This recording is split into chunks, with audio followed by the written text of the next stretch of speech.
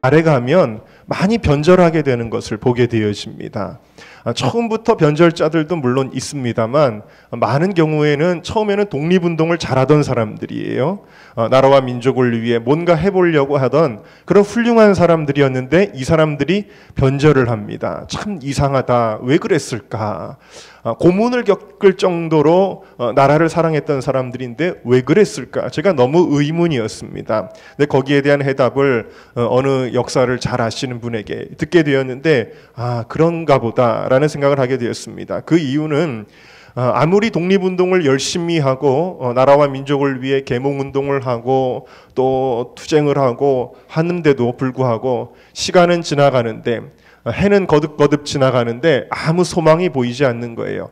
도저히 조선의 독립이라고 하는 것이 보이지를 않는 거예요. 완전히 절망이에요. 나라를 잃은 이 나라가 도저히 독립한다는 것은 상상할 수가 없는 그런 현실 가운데 있는 거예요. 그러니까 이 사람들이 결국 무슨 생각을 하게 됐냐면 희망이 없구나. 조선이 독립한다는 것은 현실적으로 되는 일이 아니구나. 불가능한 일이구나. 포기했다는 거예요. 그리고 그 포기한 상태에서 그러면 이 상태에서 우리가 잘 사는 길은 결국 일본이라고 하는 나라에 맞춰서 살아가는 것이구나. 이렇게 판단을 하게 되었다라는 것이죠. 그런데 그럼에도 불구하고 끝까지 포기하지 않고 독립을 위하여 애썼던 사람들이 있습니다. 대부분은 다 하나님을 믿는 사람들이었어요. 하나님을 믿는 사람들은 불가능이란 없다라는 거예요. 오직 주님만 함께 하시면 믿는 자에게는 능치 못할 일이 없느니 주님께서 말씀하신 대로 내게 능력 주시는 자 안에서 내가 모든 일을 할 수 있느니라. 그러므로 하나님 살아계시다면 하나님 이 조선의 독립이 보이지 않지만 현실적으로는 불가능하지만 하나님께서 이스라엘 백성 가운데 행하셨던 그 일을 우리 가운데도 행하실 것을 믿습니다. 이렇게 고백하며 나아간 것입니다. 오늘 이 말씀의 배경이 바로 비슷한 상황이죠. 아니 비슷한 상황이 아니라 우리보다 더 심한 상황입니다. 왜냐하면 우리는 일제 치하에 35년을 있었는데 이 지금 이스라엘은 바벨론 치하에 70년의 압제를 받았습니다. 우리나라는 그래도 우리나라 땅에서 압제를 받았는데 이스라엘 백성들은 아예 자기 땅을 잃어버리고 바벨론으로 끌려갔습니다. 아주 소수를 제외하고는 이스라엘 민족은 다 바벨론으로 끌려가서 남의 나라에서 종살이하고 남의 나라에서 노예 생활을 하였습니다. 독립이라고 하는 것은 도저히 꿈도 꿀 수 없는 너무나도 열악하고 너무나도 희망이 없는 그러한 상황이었어요. 그래서 그 이스라엘의 상태를 가리켜 오늘 말씀은 뭐라고 표현을 하냐면 광야다, 사막이다 그렇게 표현하고 있는 거예요. 저는 사막에 가본 적은 없습니다. 그러나 아프리카에 있을 때 광야에는 가봤습니다. 사막이나 비슷한 곳에 가봤습니다. 거기는요 물이 없어요. 물이 없으면 식물이 자라지 못하고 식물이 자라지 못하면 동물도 자라지 못합니다. 40도 50도가 되는 떼약볕 가운데서 먼지만 뽀얗게 일어나는 생명이 없는 땅, 죽음의 땅이라는 것이죠. 거기에는 희망이 없어요. 나무가 자랄 희망이 없고 동물이 다닐 희망이 없고 강들이 흘러갈 희망이 없습니다. 1년 내내 비가 오지 않기 때문입니다. 여러분 바로 이스라엘의 현실이 사막이고 광야 같은 그러한 현실이었다라는 것이죠. 여러분들이 잘 아는 사막이 무엇이 있습니까? 아프리카의 사하라 사막이 있고 또 중국의 고비 사막이 있고 또 저 남아프리카의 칼라하리라고 하는 사막이 있고 이런 사막들이 있는데 이런 사막들은 100년 전에도 사막이었고요. 1000년 전에도 사막이었어요. 지금도 사막이고 앞으로도 사막일 거예요. 앞으로 이 땅이 옥토가 된다고 생각하는 사람은 아무도 없어요. 희망이 없는 절망의 땅이다라는 거예요. 그런데 오늘 하나님께서 말씀하시기를 뭐라고 말씀하시냐면 내가 광야에 길을 뚫겠다. 내가 사막에 강이 흘러가게 하겠다. 그렇게 말씀하고 계시는 것입니다. 이스라엘 백성들이 이렇게 의문할 겁니다. 하나님 어떻게 그 일이 가능합니까? 우리의 처지를 보십시오. 우리에게는 지금 절망뿐입니다. 우리에게는 소망이 없습니다라고 그들은 이야기할 것입니다. 그때 주님은 자기를 먼저 소개하는 거예요. 나는 너희의 구속자이다. 너희의 구원자이다. 나는 너희의 거룩한 자요 이스라엘을 만든 창조자요 너희의 왕이다. 그러면서 주님께서는 무슨 얘기를 하시냐면 바로 출애굽기에 나오는 출애굽의 사건을 이야기하고 계시는 것입니다. 여러분, 출애굽 사건 중에서도 가장 극명하게 하나님의 영광을 드러냈던 드라마틱한 사건이 있는데 그것은 바로 홍해를 가르신 사건입니다. 여러분, 광야에 길을 내는 것보다 더 어려운 일이 뭐냐면 바다에 길을 내는 거예요. 아무리 지금이 문명이 발달했어도 바다에 길을 뚫는 나라는 없습니다. 바다에 길을 내신 분이 그런데 바로 하나님이시다라는 사실이에요. 하나님은 홍해를 가르시고 바다에 길을 내셔서 이스라엘 백성들을 인도해 주셨어요. 원래 이전에 이스라엘 백성들이 애굽에서 빠져나와서 북동쪽으로 곧바로 가야 목적지인 가나안 땅을 향해 가는 길인데 하나님이 갑자기 방향을 트시죠. 남동쪽으로 방향을 트셨어요. 가다 보니까 홍해가 떡하니 가로막고 있는 거예요. 이 소식을 들은 바로가 포기하고 있었다가 아니 그들이 바다 앞으로 간다는 얘기를 듣고는 아이고 이 이스라엘 백성들이 이제는 도관에 든 쥐로구나. 그리고는 군대를 일으켜서 쫓아오게 돼요. 하나님이요 절망적인 상황으로 일부러 몰아가셨다라는 거예요. 어떻게 할 수 없는 상황으로 하나님이 일부러 몰아가셨습니다. 앞에는 바다요, 뒤에는 바로의 군대가 이제 창과 칼을 들고 쫓아오는 겁니다. 여기서 살아나는 길은 불가능한 거예요. 길이 없습니다. 빠져나갈 길이 없어요. 살 길이 없어요. 백성들은 모세를 원망하기 시작했습니다. 그때 모세가 하나님 앞에 기도할 때에 하나님이 시키시는 대로 모세가 지팡이를 가리켰더니 홍해가 갈라지는 놀라운 역사가 일어난 것입니다. 여러분, 홍해에 길을 내셨던 이 일, 바다에 길을 내셨던 이 일을 통해서 하나님께서 말씀하시는 거예요. 내가 바다에 길을 냈는데 광야엔들 길을 못 내겠느냐? 사막엔들 강이 흘러가지 못하게 하겠느냐라고 주님께서 말씀하고 계신 것입니다. 홍해에서 애굽의 군대를 멸하시고 구원하신 하나님이시라면 바벨론으로부터 너희를 구원하는 것이 왜 어려운 일이겠느냐라고 주님이 말씀하시는 것입니다. 여러분, 여러분의 삶 가운데도 주님께서 동일하게 말씀하시는 거예요. 이스라엘 백성에게도 지금 내가 너희를 바벨론으로부터 구원하여 실제로 구원하시지 않습니까? 하나님은 메대와 파사라고 하는 나라를 쓰셔가지고 바벨론을 무너뜨리시고요. 또 느헤미야와 에스라 같은 영적 지도자들을 세우셔서 이스라엘 백성들이 다시 본토로 귀환하게 만드신 거예요. 하나님이 하신 거예요. 불가능한데 하나님은 하신 거예요. 오늘 동일하게 여러분들에게 말씀하십니다. 여러분들의 상황 가운데 하나님 지금 앞이 꽉 막혔습니다. 불가능한 상황입니다. 현실적으로 보면 절망입니다 하는 상황 가운데 혹시 여러분들이 이 시간에 계십니까?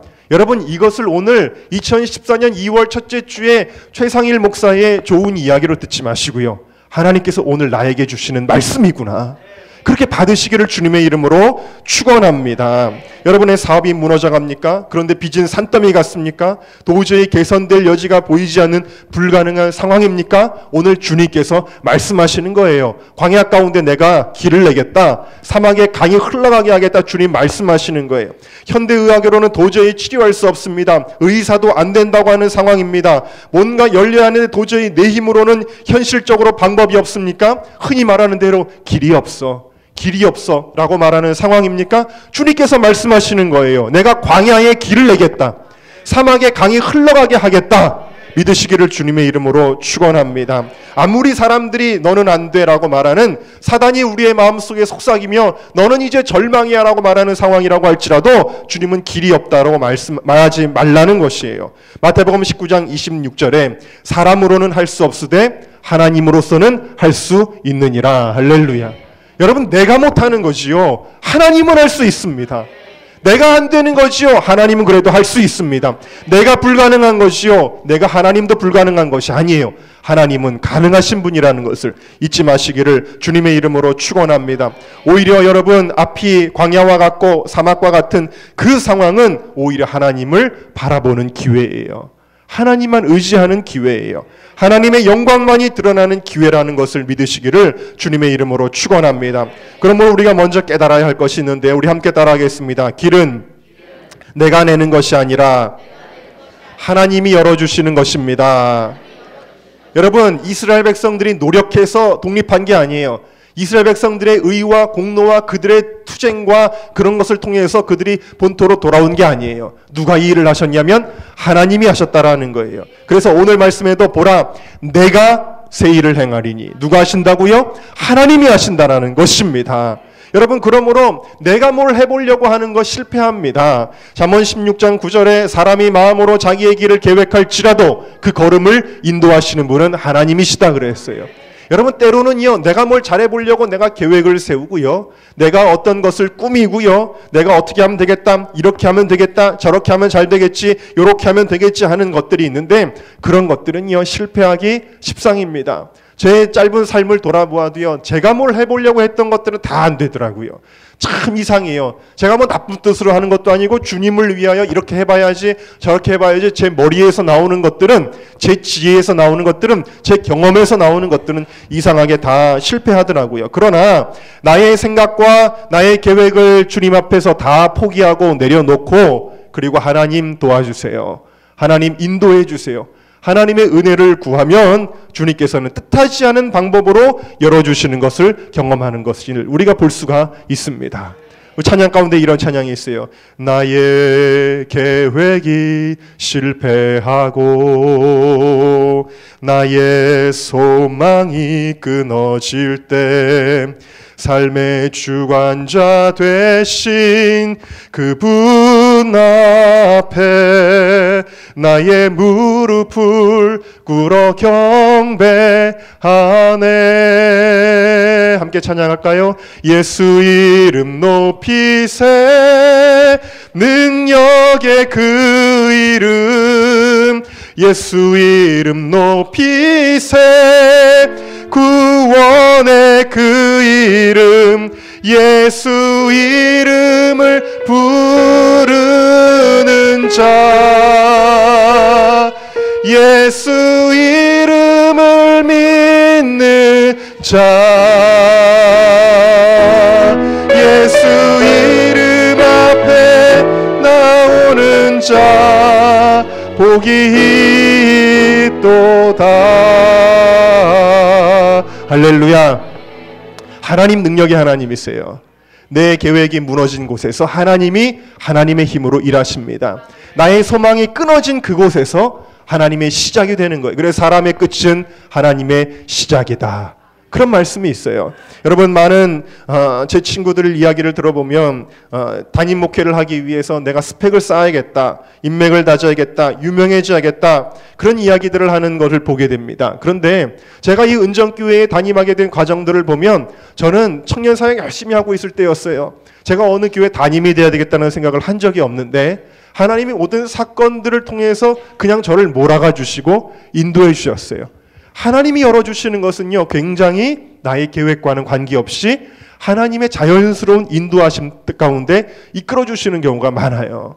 제가 청년 사역을 하고 있습니다. 제가 청년 사역을 해야 되겠다, 내가 무슨 조직을 만들어야 되겠다, 그런 생각을 해본 적이 없어요. 그런데 제가 가르친 청년들과 함께 이 나라를 위해서 일해야 되겠다, 우리 민족을 위해서 내가 일해야 되겠다라는 그런 마음이 뜨겁게 일어나고 있었어요. 그런데 하나님이 그렇게 인도해 주시는 거예요. 청년들하고 그냥 무릎 꿇고 기도하는데, 나가서 그냥 전도하는데 하나님께서 그렇게 인도해 주셨어요. 관악구에서 조직을 만들어 주시고, 그래서 저절로 그렇게 조직이 되고 그것이 또 확대가 되고, 그렇게 하나님이 청년 사역을 하도록 인도해 주셨어요. 제가 한 것이 아니라 하나님이 인도해 주시니까 그 끝에는 무엇이 있느냐? 거기에는 열매가 있더라는 거예요. 하나님이 함께 하시고 역사하신다라는 거예요. 내가 해보려고 그러면은 실패하는데 하나님이 인도하시고 하나님이 열어주시면 거기에 열매가 있고 역사가 일어난다라는 거예요. 그러므로 여러분, 하나님이 열어주는 역사가 오늘 여러분들에게 일어날 수 있기를 주님의 이름으로 축원합니다. 그럼 하나님이 열어주시려면 어떻게 해야 되느냐? 세 가지가 필요한데요. 첫 번째 함께 따라하겠습니다. 하나님의 뜻이 있어야 합니다. 여러분, 내가 내 욕심으로, 내 고집으로 내가 하고 싶은 걸 열어달라고 해서 열려있는 것이 아니라는 거예요. 내가 아무리 그것을 위해서 금식하고 기도하고 애쓰고 노력하고 땀과 피를 흘린다고 할지라도 하나님의 뜻이 아닌 곳에는 열리지 않아요. 하나님의 뜻과 나의 뜻이 맞아떨어질 때 역사가 일어난다라는 사실이에요. 먼저는 하나님의 뜻을 우리가 알아야 돼요. 하나님의 뜻이 있기 때문에 오늘 이스라엘 백성도 바벨론에서 돌아오게 된 거예요. 왜냐? 예레미야 29장에 보니까 또 역대하 36장에 보니까 하나님께서 70년이 다하면, 바벨론의 유수생활 70년이 다하면 내가 나의 민족을 다시 이 땅으로 돌아오게 하겠다라고 이미 뜻을 정하셨어요. 그 뜻을 정하신 이후에 하나님께서 절망 중에 있는 이스라엘 백성 가운데 길을 열어주시고 그들이 돌아오게 하여 주셨다라는 사실입니다. 하나님의 뜻과 약속이 중요하다라는 거예요. 사도행전 16장에 보면은 사도 바울이 이제 전도를 위해서, 복음 전파를 위해서 소아시아로 가려고 애를 씁니다. 그래서 비두니아로 가고자 애쓰되 그랬는데 무시 앞에 이르러 비두니아로 가고자 애쓰되 예수의 영이 허락지 아니하시는지라. 하나님이 자꾸 막으시는 거예요. 그 길이 아니라고 막으시는 거예요. 나는 이쪽으로 가야 되는데, 일로 가야 복음 전파가 더 잘 될 것 같은데 하나님이 자꾸 막으시는 거예요. 안 되게 하시는 거예요.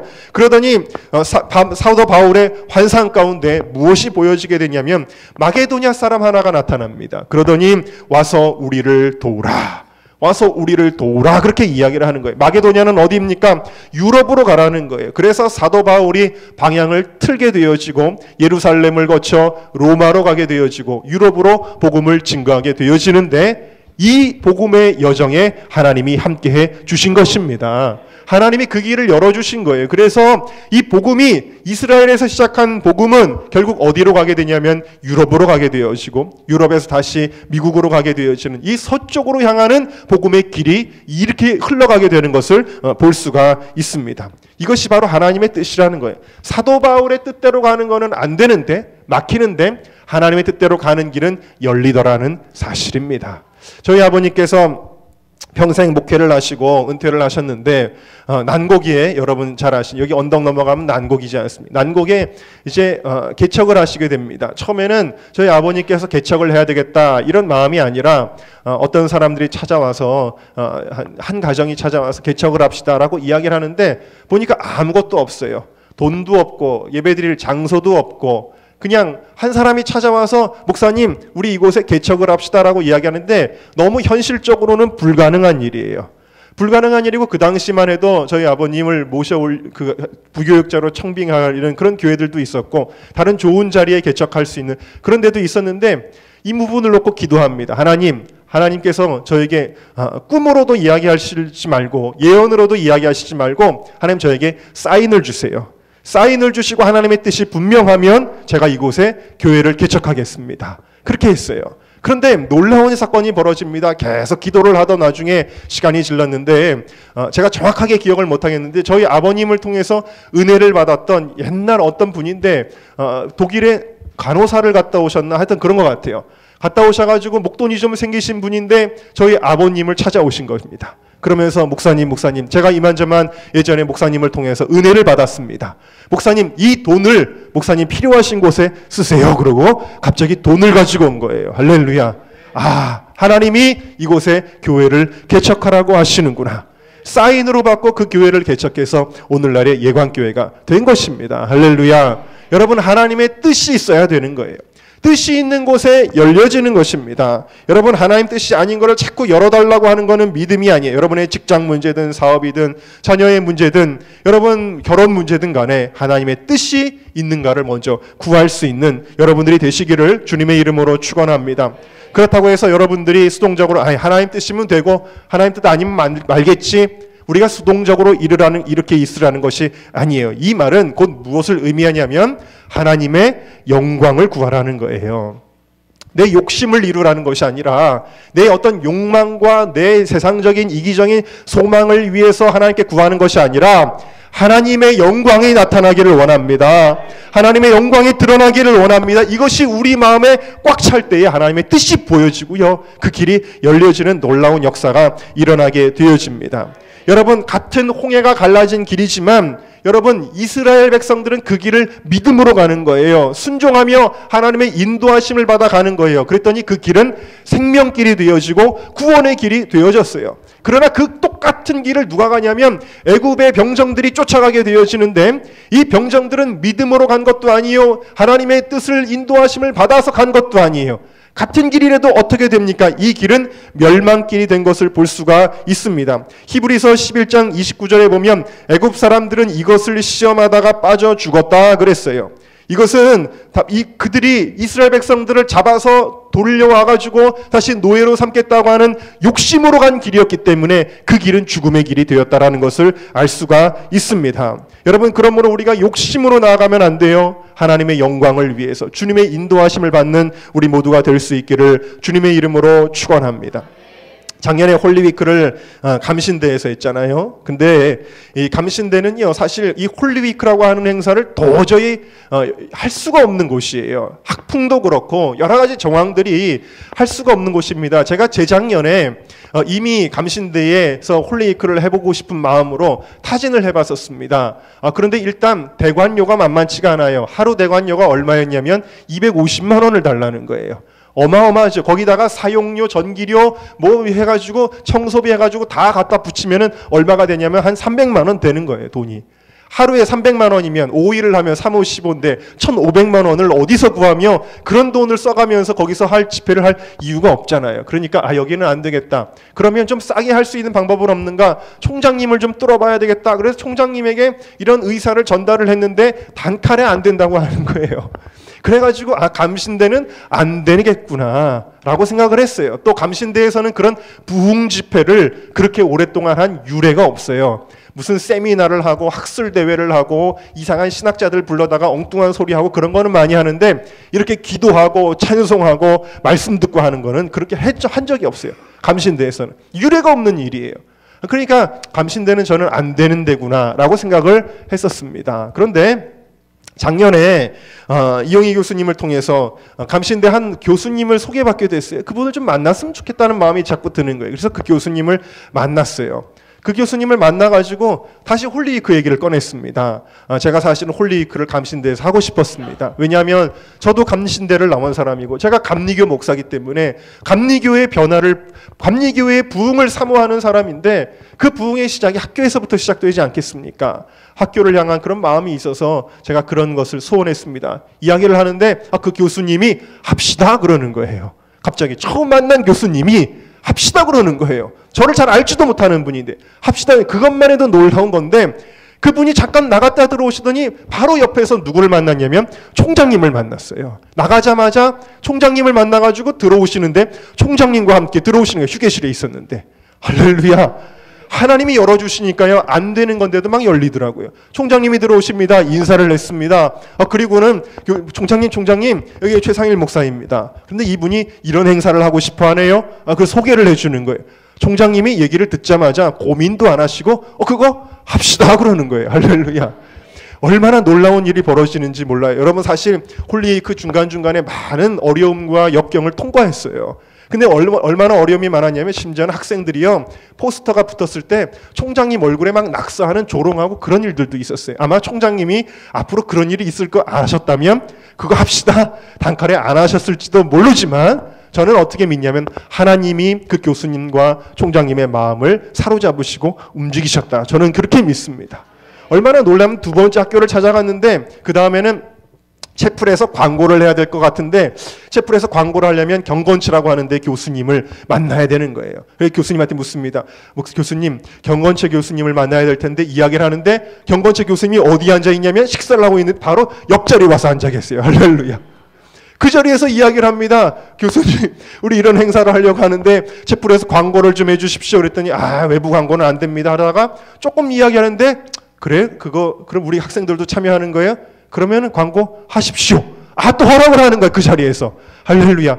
여러분, 제가 다 설명할 수 없지만 또 그 학생들이요, 연결이 되는 모든 과정들. 저를 알지도 못하는 저보다 한 20년 넘는 후배들인데 제가 누군지 알지도 못하는 그 학생들이 그 일 하겠습니다. 우리도 동참하겠습니다. 학교에 준비된 심령들이 막 동참을 하는 거예요. 물론 어려운 일도 있었고 그 어려운 일을 통과하기 위해 많은 기도와 금식들도 있었지만 하나님이 열어주시는 길의 끝에 열매가 나타나게 되었습니다. 하나님이 임재하셨고요. 더 놀라운 것은 감신대 내에 기도하는 동아리들이 움직이고 그 동아리들이 기도하는 역사가 일어나게 되었어요. 할렐루야. 하나님이 열어주시니까 되는 거예요, 여러분. 사람이 해서도 안 되지만 하나님 하실 수 있다. 이것을 믿으시기를 주님의 이름으로 축원합니다. 두 번째 함께 따라하겠습니다. 믿고 순종해야 합니다. 여러분, 출애굽의 사건 언제 길이 열렸냐면, 여러분 사실 하나님이 길을 열어놓으셨는데 순종하면 홍해도 건너는 거예요. 순종하면 적진도 통과하는 겁니다. 그러나 이스라엘 백성들이 불순종하면 요단강에서 막히고 더 이상 가나안 땅에 못 들어가지 않았습니까? 또 여호수아 시대에도 그들이 순종하면 여리고도 무너뜨리고 진행하였지만 그들이 불순종할 때는 아이성에서 딱 막히지 않았습니까? 여러분, 순종이 하나님이 예비해 놓으신 길이라고 해도 나아갈 수 있느냐 없느냐를 판가름하게 되어진다라는 사실이에요. 요한복음 9장에 보면 예수님께서 소경을 만나시고 뭐라고 말씀하시냐면 네 눈 나아라 하고 곧바로 고쳐주시지 않았어요. 뭐라고 그러냐면 눈에다가 진흙을 잔뜩 바르더니 얼마나 아팠겠어요. 그러더니 너 저 실로암이라고 하는 못 알지? 그곳에 가서 네 눈을 씻어라라고 예수님이 말씀하시는 거예요. 얼마나 기가 막힙니까? 얼굴에다가 침을 뱉고 진흙을 이겨가지고 눈에다 발라놓고는 소경인데, 앞을 보지 못하는 소경인데 한 20km 가야 되는 그 실로암으로 가라는 거예요. 어떻게 갑니까? 저는 못 갑니다. 못합니다. 이래야 되는데 소경은 순종합니다. 가면서 무릎이 깨졌을 수도 있어요. 부딪힐 수도 있어요. 길을 잃어서 다시 헤맸을 수도 있어요. 그러나 소경은 순종함으로 실로암 못에 가서 그 눈을 씻었을 때에 그 눈이 열리는 놀라운 역사가 일어나게 되어졌습니다. 할렐루야. 여러분, 하나님이 이렇게 역사하시는 거예요. 순종하면 안 될 것 같지만 열리는 역사가 일어난다. 그러므로 여러분, 내 방식대로 하면 안 돼요. 하나님의 방법대로 하시기를 주님의 이름으로 축원합니다. 그러므로 여러분, 지난 한 달 동안에는 제가 축복의 네 기둥에 대하여 말씀을 드렸습니다. 주일 성수의 신앙, 11조의 신앙, 또 순종의 생활, 그리고 거룩한 생활에 대하여 여러분들에게 말씀을 드렸는데 이 네 가지가 여러분들 막혀 있다면 이것부터 열어야 돼요. 그래야 하나님이 여러분들의 길을 열어주시는 놀라운 역사가 일어난다는 것을 믿으시길 주의 이름으로 축원합니다. 야곱의 가정이 위기를 당했을 때 세겜성 사람들을 해하고 가나안 거민들로부터 둘러싸여서 다 몰살당해 죽게 되었을 때에 야곱이 한 일이 무엇인지 아세요? 군대를 키우고 어떤 전략을 세운 것이 아니라 하나님 앞에 불순종하던 것을 기억해냈어요. 하나님 앞에 불순종했던 것을 기억하고 무너졌던 제단을 쌓습니다. 하나님 앞에 11조를 드립니다. 그리고 하나님 앞에 회개하고 그들이 가지고 있었던 모든 우상들을 다 걷어가지고 땅 아래다가 묻고 우상을 없애버려요. 순종의 모습으로 야곱의 가정이 변화될 때 하나님께서 그 대적으로부터 빠져나갈 수 있는 길을 열어주셔서 그 어떤 가나안 대적도 야곱의 가정을 건드리지 못하게 되어져요. 여러분을 환난으로부터 건져주시는 역사가 이와 같이 순종을 통해서 나타날 수 있기를 주님의 이름으로 축원합니다.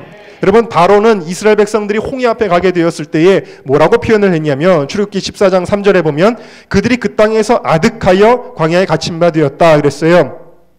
이 아득하다라고 하는 말은 당황했다, 혼돈하다라는 거예요. 홍해 앞에 이스라엘 백성이 가니까요, 바로가 보기에는 이스라엘 백성이 지금 갈팡질팡하고 있구나, 지금 혼란에 빠져 있구나, 이렇게 판단을 한 거예요. 그러나 여러분, 그들은 혼란에 빠져서 거기에 간 것이 아니잖아요. 무엇을 따라왔습니까? 하나님의 인도하심을 따라 홍해까지 온 것입니다. 여러분, 우리가 순종하는 삶은요, 세상 사람들이 볼 때는 정신 나간 것처럼 보일 수 있다라는 거예요. 혹시 교회를 다녀도 믿음이 없는 사람들의 눈으로 볼 때는 정신 나간 길을 가고 있는 것처럼 보일 수도 있다라는 거예요. 그러나 거기에 하나님의 인도하심이 있고 하나님의 길이 있을 때 우리가 그것을 믿고 순종하고 나아갈 수 있기를 주님의 이름으로 축원합니다. 대전에 엔솔테크라고 하는 그 기업이 있습니다. 이 엔솔테크에 제가 아시는 분이 있는데 이 엔솔테크라고 하는 기업은 아주 특이한 기업입니다. 왜 특이한 기업이냐면 여기는 이제 바이오 연구를 하고 바이오 연료를 만들고 또 우리 그 디스크 치료제, 관절염 치료제 이런 것들을 이제 만드는 회사인데 아주 그런 이제 첨단 그런 회사인데 연구를 해야 되죠. 여기 보면 서울대 나온 사람들, 카이스트 나온 사람들 이런 사람들이 연구진이에요. 그런데 연구를 하는 것도 모자랄 판인데 이 엔솔테크는 어떻게 하냐면 먼저 하나님 앞에 예배를 드리는 거예요. 예배를 드리고 그리고 기도실이 있어요. 그 기도실에서 기도하는 시간 반, 연구하는 시간 반인 거예요. 기도 반, 연구 반인 거예요.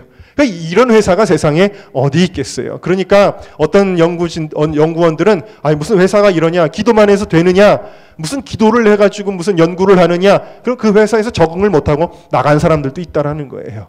세상 사람들이 볼 때는 진짜 웃기는 회사라는 거예요. 그러나 그 가운데서 그들은 어떻게 하냐, 어떻게 연구를 하냐면 기도를 하고요, 기도하다가 하나님이 이렇게 물질을 만들어라 알려주신다는 거예요. 그러면 그 뜻대로 하나님이 주신 그대로 연구를 하면은 그게 약이 되는 거예요. 할렐루야. 믿고 순종하니까 그대로 되는 거예요. 그래가지고 이 기업이 만들어진 지 얼마 되지 않았지만 지금 아주 뭘로 유명해졌냐면 디스크 치료제, 그 약 이름도 부니엘 2000이라고 하는데 유한양행에서 이것을 독점 계약을 해가지고 지금 큰 회사가, 아주 대단한 회사가 되었고, 또 바이오 연료, 그 심해에 있는 플랑크톤 같은 거, 그걸 이용해서 연료를 만드는 뭐 그런 걸로 해가지고 지금 아주 세계적인 기술을 보유한 회사가 되었는데, 연구진들이 연구해서 는 것이 아니라 하나님이 이렇게 만들어라, 지시하시는 대로 만들어서 이렇게 됐다라는 거예요. 여러분, 하나님의 방법이라고 하는 놀라운 거예요. 주님의 인도하심을 받는 기적을 체험하는 여러분들이 되시기를 주님의 이름으로 축원합니다.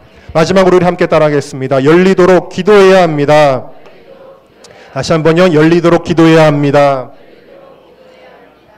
여러분, 하나님의 뜻이 계셔도 우리가 기도할 때 두 손이 마주쳐서 손바닥이 소리가 나는 거예요. 하나님이 뜻하셔도, 하나님이 인도하셔도 우리가 믿고 순종하며 또 기도할 때에 그 역사가 일어나게 되어지는 거예요. 모세가 기도할 때에 홍해가 열려지게 된 것입니다. 한나가 기도할 때 문이 닫혀 있는 그 광야와 같은 태문도 하나님이 살아나게 하시고 열리게 하여 주신 거예요. 엘리야가 기도할 때 그 게하시의 영안이 열리게 된 것입니다. 여러분, 기도로 문을 여시기를 주의 이름으로 축원합니다. 사도행전 12장에 보면 베드로가 옥문에 갇혔을 때에 예루살렘 교회가 하나님 앞에 간절히 기도했다 그랬어요. 철야하며 기도했다 그랬어요. 이 예루살렘은, 옥문은, 이 옥은 어떤 곳이었냐면 바로 삼중으로 되어 있는 곳이었어요. 그리고 착고가 손발에 채워져 있었습니다. 여기서 빠져나간다는 것은 그냥 가능성이 있는 것이 아니라 아예 제로라는 거예요. 불가능한, 개미 한 마리도 빠져나갈 수 없는 그러한 감옥에 갇혀 있었는데 하나님은 불가능 속에서도 길을 여시는 하나님이시다. 나중에 베드로가 옥문에서 빠져나오게 되었을 때 이게 꿈인가 생신가 자기도 놀랄 정도로, 그 베드로가 예루살렘 교회에 기도하는 곳에 와서 문을 막 두드릴 때에 사람들이 베드로 선생님이 돌아왔어야 하는 그 아이를 미쳤다고 말할 정도로 불가능한 상황 가운데서 하나님은 나아갈 수 있는 길을 열어주셨다라는 것을 여러분들이 기억하시기를 주님의 이름으로 축원합니다. 이경수 집사님이라고 하는 분이 있습니다. 이분이 장인어른이 튀김집을 하시던 분인데 그걸 이어받아가지고 2002년도에 이대 앞에 아버지 튀김 딸 떡볶이라고 하는 뜻을 담아서 아딸이라고 하는 떡볶이점 1호점을 냈습니다. 근데 장사가 잘 되는 거예요. 하루에 180만 원씩 벌렸대요. 그러니까 나는 이 소질이 있나 보다. 장사에 소질이 있나 보다. 어깨가 으쓱하기 시작했습니다. 장사가 잘 되니까 그럼 내가 이제부터는 체인점을 내기 시작해야 되겠다. 그렇게 생각을 하고 둔촌동에다가 투자를 했습니다. 1억 5천이 넘는 돈을 다 투자를 해가지고 문을 열고 이제 나는 거부가 될 거야 라고 생각을 했는데, 아니 그렇게 이대에서 잘 됐던 이 떡볶이집이 거기서 안 되는 거예요. 사람들이 하나도 오지를 않는 거예요. 그래가지고 그 투자한 것이 다 쫄딱 망해가지고 완전히 거지가 돼서 내앉게 되었습니다.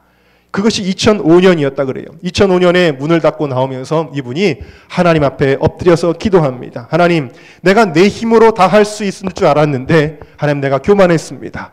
내 교만을 내려놓습니다. 하나님이 일으키지 아니하면 사업이 잘 되는 것이 아니군요. 그렇게 하나님 앞에 매달려서 그때부터 작정하고 기도를 하기 시작합니다. 그렇게 기도하다가 다시 사업을 하기 시작하는데 하나님께서 그의 마음속의 겸손과 기도를 들으시고 그 사업을 불일듯 일어나게 해주셨어요. 그래서 2012년 말 통계를 보니까 아딸이 전국에 950개 체인이 채워지고 체인점의 모든 사장들을 다 불러가지고 수련회처럼 훈련을 하고 예배를 드리고, 또 이 집사님이 원래는 신학교를 나오셨으니까 말씀도 막 전하시고, 그렇게 하면서 하나님께서 다시 한번 크게 일어나게 해주셨다라는 사실이에요. 여러분, 기도할 때에 하나님 앞에 하나님을 의지할 때에 하나님이 길을 열어주시고 역사하신다는 것을 믿으시기를 주의 이름으로 축원합니다. 여러분들도 잘 아시는 김영민 목사님, 남편과 함께 유학을 갔습니다. 돈이 있어서 간 것이 아니라 하나님의 뜻이 있어서 가게 되었는데, 돈이 없으니까 어떻게 하냐면 남편은 학교를 다니고 이 김영민 목사님은 그때는 이제 목사님이 아니었겠지만 뭘 하냐면 남의 집에서 파출부로 일을 하고 다니는 거예요. 그러면서 설거지하고 빨래하고 청소하고 그런 일을 하면서 그렇게 어렵게 하는데, 그 마음속에는 나도 공부하고 싶은데 근데 할 수 있는, 너무 형편이 안 되니까 할 수 있는 일은 거실에다가 십자가를 하나 걸어놓고 매일마다 눈물로 기도하는 거예요. 하나님, 저도 공부할 수 있게 해주세요. 저도 공부할 수 있게 해주세요. 내가 만약에 학교에 가게 된다면 내 평생 주님의 일에 힘쓰겠습니다. 이렇게 서원을 하면서 기도를 했어요. 그런데 어느 비가 막 내리는 날 밤에 누군가 문을 두들겼습니다. 문을 열어보니까 어떤 할아버지 한 분이 조깅을 하다가 비가 갑자기 내리니까 비를 피해서 잠시 비를 피하려고 문을 두드린 거예요. 할아버지 들어오세요. 그랬습니다. 할아버지가 들어왔는데 그 김영민 목사님이 그때 한참 기도를 하고 계셨다고 합니다. 그래서 눈에 눈물이 그렁그렁하게 있는 거예요. 왜 이렇게 울고 계십니까? 그 할아버지가 백인 할아버지였는데 물었대요. 그랬더니 제가 이만저만해서 학교를 가게 해달라고 그래서 지금 기도하고 있었습니다라고 말할 영어 실력이 안 되는 거예요.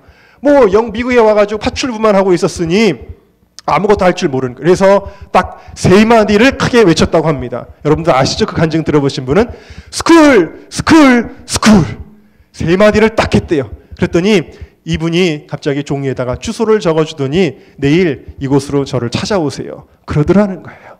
그리고는 그 종이를 받아들었는 다음 날 이제 그 사무실로 찾아갔습니다. 그곳이 어디였냐면, 그분이 누구였냐면 바로 그가 그렇게 공부를 하고 싶었는데 그 부시 대통령의 명예 박사 학위를 받았을 정도로 아주 미국에서 유명하고 유서 깊은 대학교의 총장님이 바로 그 할아버지였다라는 거예요. 할렐루야. 그 할아버지가 하얀 봉투를 김영민 목사님에게 내어줍니다. 그 봉투가 뭐였냐면 4년 동안에 한 푼도 내지 않고 학교를 다닐 수 있는 장학 증서가 그곳에 들어있었습니다. 할렐루야. 그 김영민 목사님이 뭐라고 고백을 하냐면, 그날 밤 예수님은 대학 총장님을 통해서 간절히 기도하고 있던 내게 찾아와 주셨습니다. 그렇게 고백을 했어요. 여러분, 간절히 기도하니까 하나님이 길을 열어주신 것입니다. 여러분, 우리 은정교회도 기도 제목이 있습니다. 무슨 기도 제목이냐면, 하나님 우리 은정교회 길 좀 뚫리게 해주세요. 길 좀 잘 열리게 해주세요. 이게 기도 제목이에요. 여러분, 오늘 제가 얘기한 3가지가 있어야 됩니다. 하나는 하나님의 뜻이 있어야 돼요. 두 번째로는 우리가 믿고 순종해야 돼요. 때로는 우리가 희생도 해야 됩니다. 세 번째로는 우리가 기도해야 됩니다. 기도가 쌓여야 되는 거예요. 하나님이 이루실 만큼 하나님 앞에 간절하게, 또 한두 사람이 아니라 온 성도들이 함께 기도하는 역사가, 여러분 금년 한 해 특별히 여러분들이 이 제목을 가지고 열심히 기도하시기를 주님의 이름으로 축원합니다. 마지막으로 한 간증을 여러분들에게 소개해 드리도록 하겠습니다. 한 여자아이가 태어났는데 이 아이가 생후 6주가 지나서 감기가 걸렸어요. 감기가 걸리니까 막 눈 주위가 빨갛게 부어올랐습니다. 그러니까 돌파리 같은 약사가 뭐라고 얘기를 했냐면, 겨자를 갈아서 눈에 바르면 눈이 낫습니다. 이렇게 얘기를 하니까 가정부가 겨자를 갈아가지고 뜨겁게 데워가지고 눈에 발랐어요. 그런데 이 겨자를 바른 것이 오히려 화근이 돼서 이 아이가 어린 나이에 눈이 멀고 말았습니다. 세상을 제대로 볼 수가 없고 평생을 앞을 보지 못하는 맹인으로 살게 되었습니다. 그런데 이 여자아이의 아버지가 또 12살 때 세상을 떠났습니다. 너무 힘들고 지치고 절망적이고 어려운 그러한 삶 가운데서 하나님을 만나게 되어 예수님이 찾아오십니다. 그래서 그때부터 그는 예수님께 소망을 두고 살아갑니다. 어디를 가든지 성경책을 들고 다녀요. 그리고 어디를 가든지 찬송을 부릅니다. 이 아이가 1847년에 맹인학교를 졸업하고 맹인들을 가르치는 교사가 되었는데, 거기서 또 남편을 만나서 결혼을 했고요. 하나님께서 이 사람에게 시를 잘 쓰는 재능을 주셔서 찬송시를 쓰게 됩니다. 찬송시를 무려 9,000편을 썼습니다.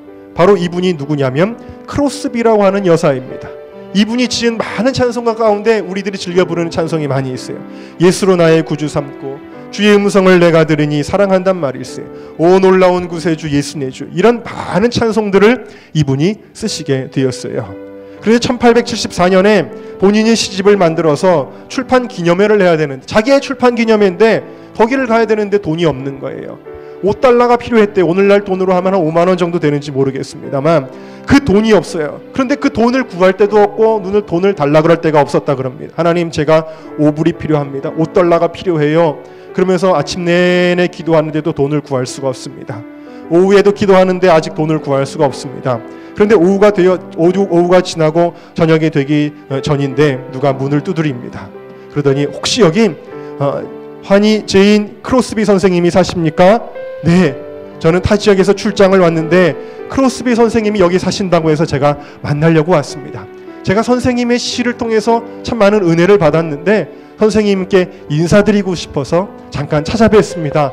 들어오세요. 차를 마시면서 잠깐 얘기를 나눴어요. 그리고 한참 얘기를 나누다가 이분이 자리를 떠서 가려고 하는데 악수를 합니다. 악수를 하는데 손에 뭐가 딱 잡히는 거예요. 뭐가 꾸깃꾸깃한 게 손에 딱 잡힙니다. 그리고 그분은 떠나셨어요. 옆에 일하시는 아주머니 묻습니다. 제 손에 쥐어진 게 뭐지요? 라고 물었는데 바로 아줌마가 이야기합니다. 선생님, 5불이 쥐어져 있습니다. 그렇게 이야기를 했습니다. 펴보니까 5불짜리 돌을 딸딸 말아서 딱 쥐어준 것입니다. 여러분, 주님께서는 모든 것을 아시는데 바로 그분을 통해서 이분이 자기의 출판 기념회를 갈 수 있는 길을 열어주신 거예요. 그러면서 이 일을 겪고 나서 이 크로스비 여사가 그 자리에서 무릎을 탁 꿇어요. 눈물을 막 흘립니다. 오, 주님 감사합니다. 그러면서 찬송을 지었는데 그 찬송가가 바로 나의 갈 길 다가도록 예수 인도하시니, 그 찬양이었어요. 여러분, 여러분의 삶이 광야와 같습니까? 사막과 같습니까? 그래도 주님이 앞서가시고 주님이 인도하시면 길이 열려요. 강이 흘러가듯이 다시 살아나는 역사가 일어나게 되어지는 것입니다. 우리 이 믿음을 가지고 함께 찬양할까요? 나의 갈 길 다가도록 함께 찬양합니다. 나의 갈 길 다가도록 예수 인도하시니 내 주 안에 있는 긍휼 어찌 의심하리. 믿음으로 사는 자는 믿음으로 하늘 위로 받겠네. 하늘 위로 무슨 일을 만나든지 무슨 일을 만나든지 만사 형통하리라. 무슨 일을 만나든지 만사 형통. 우리 두 손 높여 들고 주여 세 번 부르시어 통성으로 기도하겠습니다. 주여 주여 주여. 하나님, 이 시간에도 역사하여 주시기를 원합니다. 주여 하나님, 광야와 같이 메말른 심령 가운데도 하나님 이 시간에 시온의 대로를 열어주시고 아버지 성령의 은혜를 부어주시고 하나님과 막혔던 길을 열어주시기를 원합니다. 아버지 하나님, 이 시간에 절망 가운데 있는 자들에게 소망의 빛을 비춰주시고 하나님 아버지 광야의 길을 내시고 아버지 사망의 강이 흘러가는 놀라운 역사가 하나님 일어날 수 있도록 하나님 도우시고 역사하여 주시기를 원합니다. 하나님 아버지, 사람은 할 수 없어도 하나님은 하실 수 있는 줄로 믿사오니 주여 막혔던 길이 열리게 하여 주시옵소서. 하나님, 우리가 하나님의 뜻을 구하게 하여 주시고 하나님의 영광을 구하게 하여 주시옵소서. 우리가 철저하게 순종하게 하여 주시옵소서. 나의 고집과 나의 생각과 나의 하나님 경험을 다 내려놓게 하여 주시고 하나님 앞에 순종하며 나아가게 하여 주시옵소서. 무엇보다 하나님 기도하게 하여 주시옵소서. 우리가 기도할 때에 문이 열리는 줄로 믿습니다. 기도할 때에 문이 열리는 줄로 믿습니다. 기도할 때에 문이 열리는 줄로 믿습니다. 오 주님 감사합니다. 예수님의 이름으로 기도합니다. 여러분의 삶이 절망적이고 내 힘으로 할 수 없고 나의 힘으로는 실패하였고 그리고 주님의 생명의 강이 흘러가지 않으면 나는 죽은 자와 같다고 한다면 이 시간에 은혜를 사모하는 마음으로 가슴에 손을 얹으세요. 하나님, 이 시간에 가슴에 손을 얹고 주님의 임재를 사모합니다. 혹시라도 주님과 나 사이에 길이 막혀 있다면 모든 죄악의 담들이 무너지게 하여 주시고 이 시간에 십자가의 보혈로 그 모든 것들을 제거하여 주시고 또 하나님, 내 안에 있는 모든 우상들을 이 시간에 다 깨트리고 내려놓게 하여 주시고 주님과 나 사이에 은혜의 통로, 은혜의 길이 먼저 활짝 열리게 하여 주시옵소서. 시온의 대로가 있는 자는 복이 있다 말씀하셨으니 주님이여, 주님께서 그 길을 열어 주시옵소서. 하나님, 사업과 이제 직장의 문제로, 하나님 자녀의 문제로, 가정의 문제로, 인간관계의 문제로 막혀있는 자들이 있습니까? 주여 이 시간에 기도하오니 주님이여 그 모든 것들을 열어주시옵소서. 내 힘으로는 안 됩니다. 내 힘으로는 실패했습니다. 내 계획과 내 생각과 내 고집과 내 경험을 다 내려놓고 아버지 앞에 전폭적으로 항복하며 주님의 아버지 은혜와 주님의 역사하심을 바라오니 너희는 가만히 있어 내가 여호와됨을 알지어다 말씀하신 후에 그 홍해를 갈라주셨던 하나님께서 모든 막혔던 것들을 열어주시옵소서. 하나님 육신의 질병 가운데 있는 이들이 있습니까? 이 시간에도 주님의 피 묻은 손으로 안수하여 주시옵소서. 사막의 강이 흘러가면 죽었던 땅에 풀이 자라고 생명이 살아나는 것처럼 하나님 이 시간에 주님께서 어루만져 주셔서 강이 흘러가게 하여 주시옵소서. 생수의 강이 넘치게 하여 주시옵소서. 나사렛 예수님의 이름으로 명하노니 모든 악한 호스 병마의 세력은 하나님의 사랑하는 자녀들에게서 구원받고 생명 얻은 자녀들에게서 다 떠나갈지어다. 나사렛 예수님의 이름으로 명하노니 의사도 고칠 수 없는 질병이라고 할지라도 나사렛 예수님의 이름으로 명하노니 다 떠나갈지어다. 주님 고쳐 주시옵소서. 주님 살아나게 하여 주시옵소서. 모든 세포 조직 뼈와 근육과 신경과 오장육부 모든 기능들이 다시 되살아나는 놀라운 역사가 일어나게 하여 주시옵소서.